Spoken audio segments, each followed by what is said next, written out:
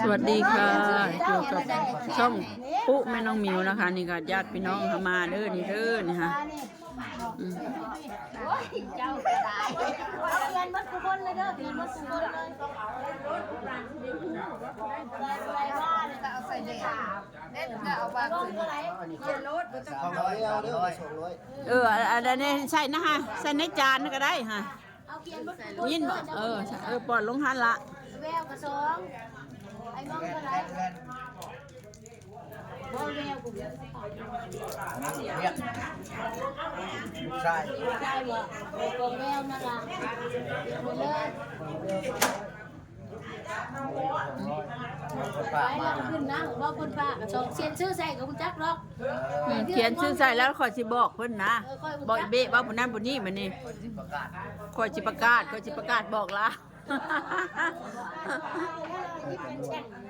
เดี๋ยวเราละยิ้มอยู่ดิเราดีใจเป็นยังมันจะมาค่อยฮะ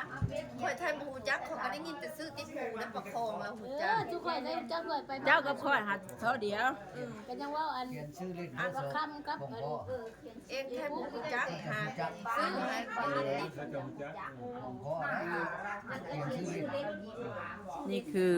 ญาตินะคะชื่อเล่นเนาะมันจะหูจักได้จะเขียนชื่อนี้ค่อยชื่อหูจักนะมันเป็นท่านเป็นนี่ก็คนนั้นคนนี้คอยสิได้หูจักเองไทยบ่ได้ไปอะไรเองได้ยินจ้าไปง้องเองใจไปง้องตั้งแต่บ่ได้หูจักผู้ใดตั้งแต่ยายยังผู้คอยไปต้นตะบักข้าวตั้งแต่อักษะเพิ่นยังเป็นซะอยู่น่ะอันละยายทุกคนไปตำหลังค่อยมันยังจื้อกว่าค่อยหัดไปตั้งแต่หัวเท่ากับปั้นค่อยก็ยังบ่จื้อเจ้าหาบ้านผู้ชายค่ะค่อยก็ไปเขาก็บ่จื้อชุเจ้านะ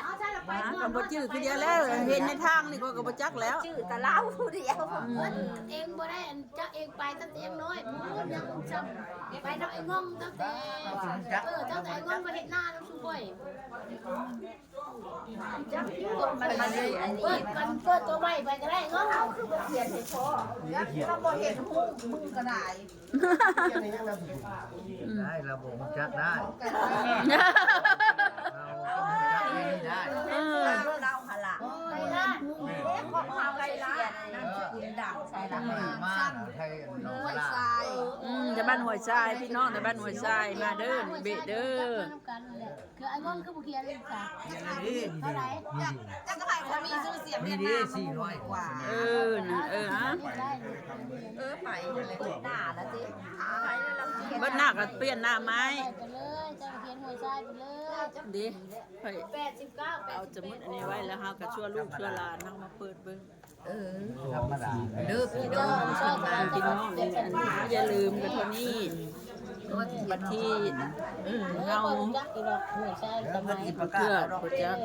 คะแนนมีซื้ออยู่แล้วคือเดียวกันบ้านเจ้าหัวทรายกับไว้ขอบคุณข้าเฮียนคอยอยู่ในบ้านจุ๊บแท้จังหวัดเพิ่นมาเยี่ยมให้ดอกไปร้านจักรถบ้านดูกาย่านจ้าบ่ฮู้จักข่อยบ้านข่อยเป็นได้ชาเฮาคือมีน้ำมันคือยิงคนเดียวน้ำอันนี้น้ำร้านเพิ่นแสดงว่าจากนี้มานี่เป็นวงไปร้านเพิ่นเจ้าสิบอกผู้เจ้าพี่น้องหาน้ำเขาใส่น้ำจากมันใหญ่ไม่เดียวแม่มันช้อนบ้านจะเรียกว่าเป็นสายจัก80เหรอ88 89 ปี88อัน10มื้อ9มื้ออัน88นี่แหละมันยังบ่เต็มเคยมาเทื่อนึงข่อยบ่เคยมา88ปี19มื้อพ่อเฮาจังเสียวันที่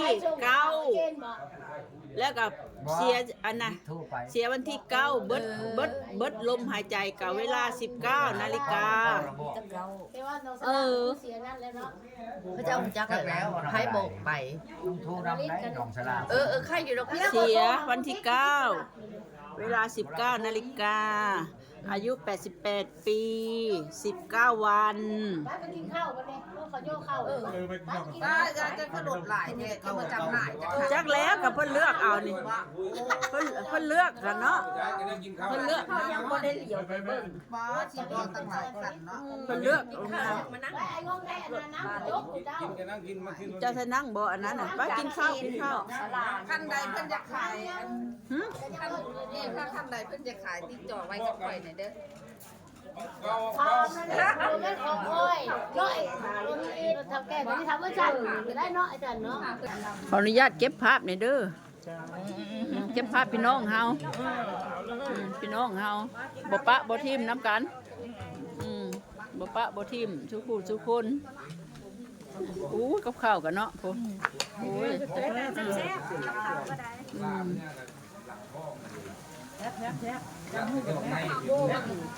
อันบ่แม่นว้าวนะของเราหัดแซ่บชูอันนะบ่ได้จืดบ่ได้จางนะบ่ได้จืดบ่ได้จางแซ่บแล้วก็บ่ได้เหลือพุ่มเปื่อยนะพอดีเป๊ะแซ่บเอารถเลยเอารถแล้วกินรถเนาะขออนุญาตเด้อพี่น้องเฮาเอาไว้เบิ่งพี่น้องเฮามา มึงก็ดาราดังได้นี่ พี่น้องบ้านหัวทรายบ่นี่แหละพี่น้องบ้านหัวทรายนี่เก็บภาพไว้ว่าผู้ใดแน่วันนี้แน่บ่ค่อยบ่จัก งามแต่อย่า แม่นบ่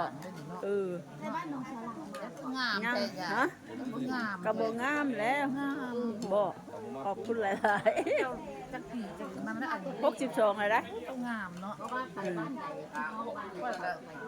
หน้าเราคุยซีคือกัน จะไปเฮ็ดอันใบ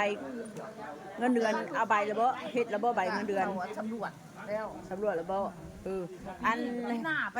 เผาเฮ็ดได้พอ60ปุ๊บก็สิจ่ายปั๊บเลยได้ บ่ ถ้าเฮ็ดปีนี้ฮะ ได้ตั้งงองเลยนี่เหรอตั้งงองได้ ถ้า ประกันตนบ่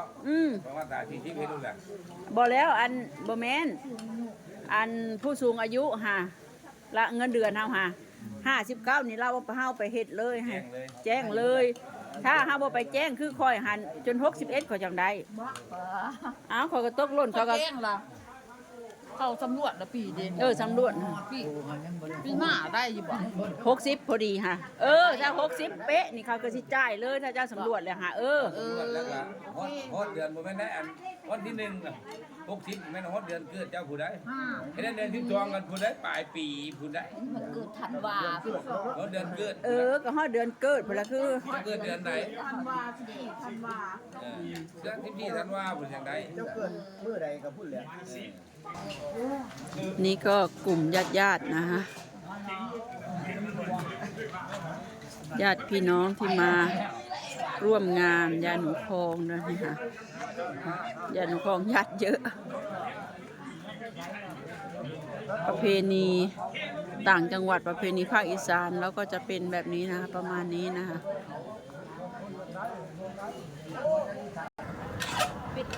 เป็นเชฟนะพึ่งสมัครเป็นเชฟได้เลยเธอ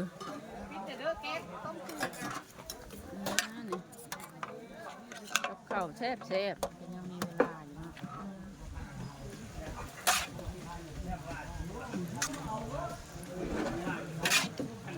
ชมตันกว้าง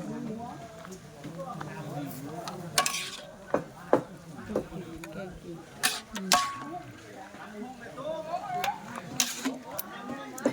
ไม่ได้ถือเลย